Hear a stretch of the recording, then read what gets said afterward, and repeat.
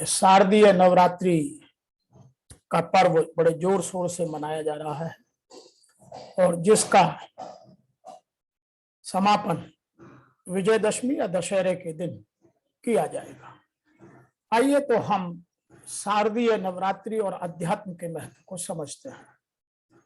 अध्यात्म को मजबूत करने के लिए हमारे पूर्वजों ने हमारे धर्म और हमारी संस्कृति को आध्यात्म के साथ जोड़ने का प्रयास किया और उसी चिंतन के तहत आज जो हमारे त्योहार हैं, आज जो हमारे पर्व हैं, उन सब में आध्यात्मिकता झलकती है। लेकिन हम अब आध्यात्मिकता छोड़ किन्हीं और चीजों में उलझते जा रहे हैं। इसीलिए मैं और मेरी संस्था डूअर्स पैराडाइज फाउंडेशन का पूर्ण प्रयास है कि हम अपने त्योहारों में, धार्मिक अनुष्ठानों में, धार्मिक रीति रिवाजों में आध्यात्म को समझें, कि उनका दर्शन ठीक से करें और उनमें आध्यात्मिक की खोज कर अपने आप को आध्यात्मिक रूप से और मजबूत बनाएं।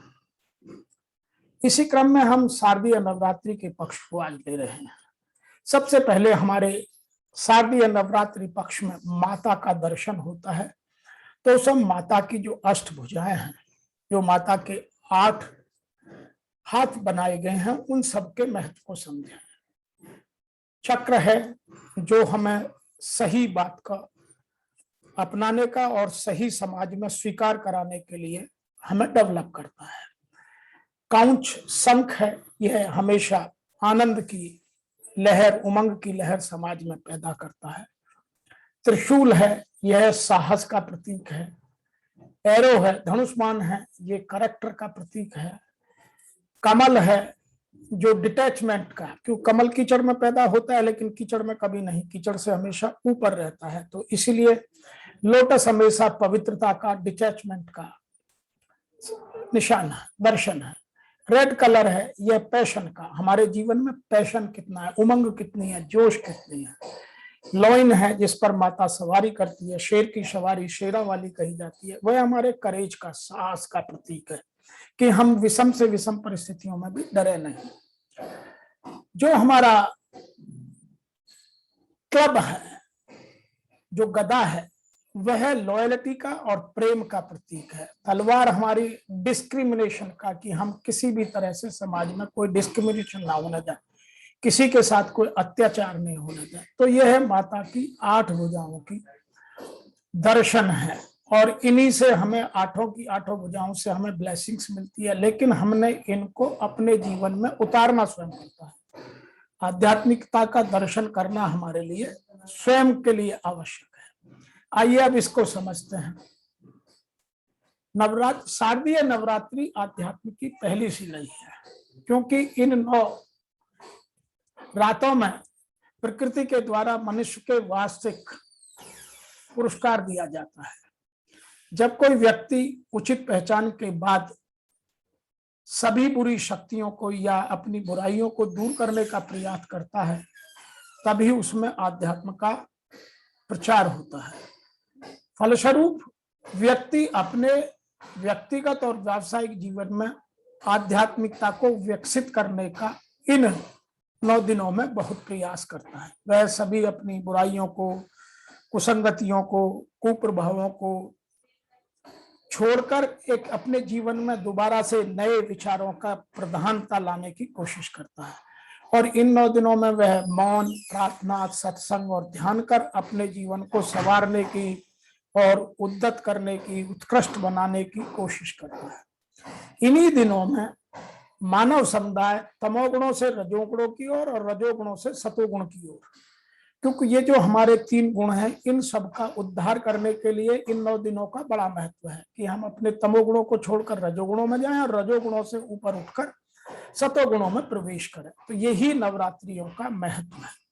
लेकिन हमने कर क्या दिया है, अब इनको हम समझते हैं कि विभिन्न राज्यों में नवरात्रि का पर्व कैसे मनाया जाता है, कैसे उन चीजों को हम समझते हैं और उनके लिए हम क्या क्या अपने आप को ठीक करते हैं। आइए, जैसे गुजरात में रास और डांडिया का नृत्य नवरात्रियों में होता है, डांडिया रास या तलवार नृत्य के नाम से जाना जाता है, जो माँ दुर्गा और भगवान श्री कृष्ण से संबंधित है। क्योंकि डांडिया जो है वो माँ दुर्गा से संबंधित है और रास जो है वह भगवान श्री कृष्ण से संबंधित है। इसमें डांडिया में माँ दुर्गा का प्रतिनिधित्व होता है और रास में श्री कृष्ण की लीलाओं का प्रदर्शन होता है। और रास डांडिया दोनों का अद्भुत संगम है और इसीलिए इसको रास डांडिया के नाम से पूरे गुजरात में, मध्य प्रदेश में, महाराष्ट्र में और अब तो भारत के अन्य राज्यों में भी इसको मनाया जाता है। तो इसके पीछे जो हमारे पूर्वजों की सोच थी वह यह थी कि हम माता के चरित्र को और भगवान श्री कृष्ण से संबंधित रास का प्रचार प्रसार आध्यात्मिकता के लिए कैसे करें। अब वर्तमान में उसका स्वरूप क्या हो गया है मैं उस पर कोई टिप्पणी नहीं कर सकता। दूसरा दर्शन है हमारा, जो हम माँ की मूर्ति लगाते हैं पूरे उत्तर प्रदेश में, बिहार में, राजस्थान में और हिमाचल में, उत्तराखंड में या मध्य प्रदेश और अन्य जगह भी माता की मूर्ति की स्थापना की जाती है। नवरात्रियों में उनकी पूजा की जाती है और फिर दशहरे के दिन उनको जल में विसर्जित किया जाता है। तो उनमें जो सिंबल दिखाए गए हैं उनसे हमें समझने की जरूरत है। जैसे माता के हाथ में त्रिशूल, तो यह आध्यात्म में भगवान शिव द्वारा भेंट किया त्रिशूल तीक्ष्ण धार है, जो तीनों गुणों का प्रतीक है, तमस, सत्व और रजस। तमस में आती है शांति, निष्क्रियता, सुस्त प्रवृत्ति। सत्व में आती है मोक्ष, सकारात्मकता और पवित्रता। रजस में आती है शांति, अतिशक्तिया और हमारे अनुमान हमारी। अब दूसरा इसमें शंख है। शंख भगवान वरुण ने उपहार में माता को दिया है। शंख से निकलने वाली ध्वनि ओम सबसे शुद्ध है। यह पूरी ब्रह्मांड के पवित्र ध्वनि की प्रतीकात्मक ध्वनि है और संपूर्ण ब्रह्मांड की रचना करने के लिए इसको सबसे पहले माना जाता है। सुदर्शन चक्र भगवान विष्णु का एक उपहार है, जो इस बात का प्रतीक है कि दुनिया देवी दुर्गा द्वारा नियंत्रित है और जो सृष्टि का केंद्र है ब्रह्मांड उसके चारों ओर घूमता है। यह धार्मिकता और धर्म का भी प्रतीक है, क्योंकि देवी की तर्जनी पर घूमता है। इस हथियार का उपयोग सभी बुराइयों को नष्ट करने के लिए और धर्म की रक्षा के लिए किया जाता है। कमल, यह भगवान ब्रह्मा का प्रतीक है, ज्ञान का प्रतिनिधित्व करता है। आधा खिलने वाला कमल भी अंधेरे काल में मन में आध्यात्मिकता की चेतना का जागरण करता है, क्योंकि कीचड़ में उगता है लेकिन कीचड़ में कभी लिप्त नहीं होता। तो एक तो यह हमें बुराइयों से दूर रहने की बात करता है, दूसरा पवित्रता की ओर ले जाता है। हम कितनी भी विषम परिस्थितियों में रहे लेकिन हमें पवित्रता का त्याग नहीं करना चाहिए। धनुष बाण, ये भगवान वायु और भगवान सूर्य द्वारा दिए गए जो ऊर्जा के प्रतीक हैं। धनुष संभावित ऊर्जा का प्रतिनिधित्व करता है, जबकि शरीर गतिज ऊर्जा का प्रतिनिधित्व करता है। यह इस बात का प्रतीक है कि दुर्गा ही ब्रह्मांड की ऊर्जा और सभी स्रोतों को नियंत्रित करती है। वज्र, यह भगवान इंद्र का उपहार, आत्मा की दृढ़ता, दृढ़ संकल्प, दृढ़ निश्चय और सर्वोच्च शक्ति का प्रतीक है। देवी दुर्गा देवी अपने भक्तों में अदम्य आत्मविश्वास और इच्छा शक्ति के साथ सशक्तिकरण का भी एक गुण पैदा करती है। तलवार, यह भगवान गणेश द्वारा दी गई जो ज्ञान और बुद्धि का प्रतीक है। यह बुद्धि की तीक्ष्णता का प्रतिनिधित्व करती है और तलवार की चमक ज्ञान का प्रतिनिधित्व करती है। भाला, यह शुभता का प्रतीक है जो भगवान अग्नि द्वारा उपहार दिया गया। यह उग्र शक्ति का प्रतिनिधित्व करता है। यह उस गुण का प्रतिनिधित्व करता है जो गलत और सही दोनों में अंतर कर उन दोनों के बीच के अंतर से निकलकर सही को आगे बढ़ाने की बात करता है।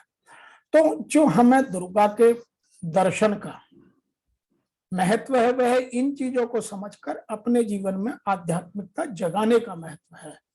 हम इन 9 दिनों में और फिर जो दूसरी वाली नवरात्रियां आती हैं उनमें अपने अंतःकरण को जगाकर इन चीजों को और मजबूत करें। यही तेलंगाना में बाथुकम्मा पांडुरंगा के नाम से माना जाता है, मनाया जाता है। वहां Bathukamma means come back to life mother, और इसमें देवी सती अपने पूर्ण रूप में आकर एक मां का रूप करके और पार्वती के रूप में सबको उन्नत, सबको समृद्ध, सबको सुखी बनाने की कामना की जाती है। इसी दिन तमिलनाडु के लोग नदियों में अच्छे से फूल बहाकर उनके पानी को, उनकी पवित्रता को और उत्तम बनाने का प्रयास करते हैं। बाथुकम्मा फेस्टिवल हम लोगों को प्रकृति के साथ हार्मोनी, प्रकृति के साथ सद्भावना, प्रकृति के साथ उसका दोहन ना करें, हम उसका पोषण करें, जितनी आवश्यकता है उतना ही उससे लें, इन चीजों को सिखाता है और यही आध्यात्मिकता का मूल मंत्र है। इसी त्योहार के अंत में नवरात्रि के 9 दिन के बाद 10वें दिन विजयदशमी का त्योहार मनाया जाता है। उस दिन लोग रावण का, मेघनाथ का, कुंभकर्ण का पुतला जलाते हैं और इसी दिन लोग अंदर की बुराइयों को भी खत्म करके नए जीवन की शुरुआत करने का प्रण लेते हैं। यह बुराई पर अच्छाई की जीत की खुशी में मनाया जाता है। नंबर 2, जो हमारे पूर्वज हैं उन्होंने दशहरा शब्द की उत्पत्ति संस्कृत से है, दशहर, जिसका शाब्दिक अर्थ है कि हम 10 बुराइयों से हम छुटकारा पाएं। वो 10 बुराइयां काम, क्रोध, मद, लोभ, अहंकार, वो सब हैं, या जो हमारी ज्ञानेंद्रियों और कर्मेंद्रियों द्वारा विकार पैदा हो जाते हैं, उनसे छुटकारा पाने की बात है। हम हर साल रावण जलाते हैं, लेकिन हमारे अंदर रावण रूपी बुराइयां सदैव मौजूद रहती हैं, उनके लिए हम कभी सोचते नहीं। तो हमने इन त्योहारों का जो प्रतीकात्मक रूप है उसको समझकर अपनी आध्यात्मिकता को जगाना है। जैसे एक छोटा दीपक अंधकार को दूर करने के लिए पर्याप्त है, वैसे ही सभी बुरे विचारों से बचने के लिए एक अच्छे विचार को जगाना आवश्यक है। यह सब उस चीज का सिंबॉलिक है। आइए अब माता के जो 8 भुजाएं हैं उनसे हमें क्या आध्यात्मिक शिक्षाएं मिलती हैं, हम अपनी आध्यात्मिकता को और कैसे बढ़ा सकते हैं, उनको समझते हैं। नंबर 1 है अनासक्त की शक्ति, कि हम किसी चीज में अटैच ना हो। जो संपूर्ण गीता हमें समझाती है कि हमारी अनाशक्ति भाव से हम कार्य करें, हमारी किसी चीज में आसक्ति ना हो। यदि हम किसी चीज में अटैच हो जाएंगे तो फिर हम उससे अनाशक्ति का भाव नहीं पैदा कर सकते, उससे दूर नहीं हो सकते, और उससे जब हमारा लगाव बना रहेगा तो फिर हम शरीर में जुड़ जाएंगे, शरीर ही को नहीं समझ पाएंगे। नंबर 2 है दूसरी जो भुजा प्रतिनिधित्व करती है, जो माता के दर्शन से हमें समझ में आती है, सही दृष्टिकोण को समझने की शक्ति। आज हमें तरह तरह के विकारों से, तरह तरह की बुराइयों से, तरह तरह के आडंबरों में फंसाया जाता है। आज कॉलोनी में जैसे बहुत सारे आडंबरों से भरे हुए लोग हमें हमारे पथ से भटकाने का प्रयास करते हैं, वह हमें मोड़कर किसी और ले जाना चाहते हैं, जबकि हमारे जीवात्मा का धर्म है सत्य की खोज और सत्य को पहचान कर उस आत्मा को उसके उत्कृष्ट स्तर तक ले जाना। तो हमें नवरात्रि में माता के दर्शन से सही दृष्टिकोण समझने की शक्ति प्राप्त होती है।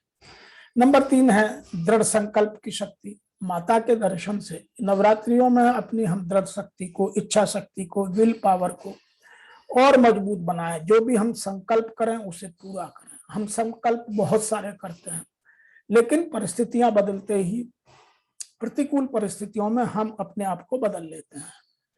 तो माता का यह दर्शन, नवरात्रियों का जो त्योहार है, वह हमें यह समझाने के लिए प्रतीकात्मक है कि हम अपनी दृढ़ शक्ति को और दृढ़ संकल्प को और मजबूत बनाएं। नंबर 4 है स्वीकार करने की शक्ति। जो मेरे जीवन में घटित हो रहा है वह मेरे प्रारब्ध के कारण या मेरे जीवन में मेरे चयन के कारण, उन सब का चयन मैंने किया है, तो मैं उनको स्वीकारूं, उनको दूसरे पर ना डालूं। माता का यह दर्शन हमें यह समझाता है कि हमें पावर ऑफ एक्सेप्टेंस को समझकर, स्वीकार करने की शक्ति को समझकर अपने जीवन में अपनी बुराइयों को समझकर दूर करें और अच्छाइयों को और बढ़ाएं। लेकिन हम पहले स्वीकार करें कि मेरे में बुराई है, तभी बुराई दूर होगी। जब तक हम स्वीकार नहीं करेंगे तब तक हम किसी चीज को दूर नहीं कर सकते। तो नवरात्रियों का यह दर्शन हमें स्वीकार करने की शक्ति बढ़ाने की प्रेरणा देता है। नंबर 5 है निर्णय लेने की शक्ति, डिसीजन मेकिंग। बहुत सारे लोग अपने जीवन में कभी डिसीजन नहीं ले पाते हैं, सही निर्णय ले पाते हैं। तो नवरात्रियों का यह त्योहार और माता का यह दर्शन हमें सही समय पर सही निर्णय लेने के लिए प्रेरित करता है। अब सही निर्णय कब ले पाते हैं हम लोग? जब हमें उस परिस्थिति का, उस घटना का पूरा अनुभव हो, ज्ञान हो, जानकारी हो, उसके हम हर एक महत्व को, पहलू को ठीक से समझते हों और अपने जीवन के बारे में हम पूरी तरह से दृढ़ संकल्पित हों, तो सही निर्णय लिया जाता है, नहीं तो हम निर्णय से भटक जाते हैं। तो नवरात्रि का यह पावन त्योहार हमें निर्णय लेने की शक्ति को बढ़ाने के लिए प्रेरित करता है। नंबर 6 है सामना करने की शक्ति। जीवन में जो आ गया है, जीवन में जो विषम परिस्थिति या प्रतिकूल परिस्थितियां पैदा हो गई हैं, उनका हम डटकर सामना करें, उनसे भागे नहीं, क्योंकि हम जो भी परिस्थिति पैदा हुई है वह हमारे चयन के कारण या हमारे प्रारब्ध के कारण, हमारे पूर्व जन्म के कर्मों के कारण पैदा हुई है, उनसे हम भाग नहीं सकते। और कब तक भागेंगे? तो यह दर्शन हमें यह समझाता है कि हम उनको सामना करने की सामर्थ्य और शक्ति अपने अंदर पैदा करें। नंबर 7 है सशक्तिकरण की शक्ति। माता का यह दर्शन अपने आप को सशक्त बनाने का, नारी शक्ति को सशक्त बनाने का, संपूर्ण समाज को सशक्त बनाने की प्रक्रिया है। और नवरात्रियों में सशक्तिकरण पर सबसे ज्यादा जोर दिया जाता है, लेकिन हम वर्तमान में या तो आडंबरों में या धर्मांधता में या कुप्रवृत्तियों में फंसते चले जा रहे हैं और उसको भव्यता की ओर मोड़ ले गए हैं। उसमें हम झूठी खुशी, वास्तविक आनंद नहीं, हम झूठा खुशी या उनमें जो चीजें उनकी बुराई की ओर ले जाती हैं, उनको हम एडॉप्ट करने लगे हैं। इसीलिए हमें नवरात्रि में सशक्तिकरण की शक्ति के महत्व को समझना और उसके अपने जीवन में लाना बहुत आवश्यक है। नंबर 8 है परखने की शक्ति। दुनिया में बहुत कुछ अच्छा और बहुत कुछ बुरा है, मैं किस चीज को कैसे जोड़ता हूं, वह मेरी नंबर 2 जो शक्ति, मैंने सही दृष्टिकोण को समझने की शक्ति से मेरी परखने की शक्ति की ओर ले जाता है कि मैं अच्छे और बुरे की मुझे परख हो, सही और गलत की परख हो, सत्य और असत्य की मुझे परख हो, मेरे जीवन में क्या सत्य है, मेरे जीवन का क्या उद्देश्य है, उसमें कौन कौन चीजें मेरे को सहायक हैं, कौन कौन चीज उसमें बाधक है, उन सबको मैं परख कर उनका चयन कर अपने जीवन को और आध्यात्मिकता के पथ पर अग्रसर करूं। यही आध्यात्मिक शिक्षा हमें शारदीय नवरात्रियों के इन त्योहारों से, चाहे वो देवी दुर्गा के नवरात्रि हो या विजयदशमी पर श्री राम द्वारा रावण का वध हो या तमिलनाडु में मनाया जाने वाला त्योहार भाथम्मा हो या गुजरात में रास डांडिया हो या जो हम कुल्लू में दशहरा मनाते हैं, मैसूर का दशहरा मनाते हैं, उन सब में हम सबको यही समझने का दृढ़ संकल्प लेना है कि हम आध्यात्मिक शक्ति का संचार, अपनी ऊर्जा का गठन और ऊर्जा का विकास कैसे करें, ताकि हमारा जीवन और सरल और आध्यात्मिक और परोपकार की ओर और खुशी की ओर और आनंद की ओर और उमंग के साथ एक दूसरे के परोपकार की बात करते हुए हम जीवन में सद्भावना को बढ़ाएं।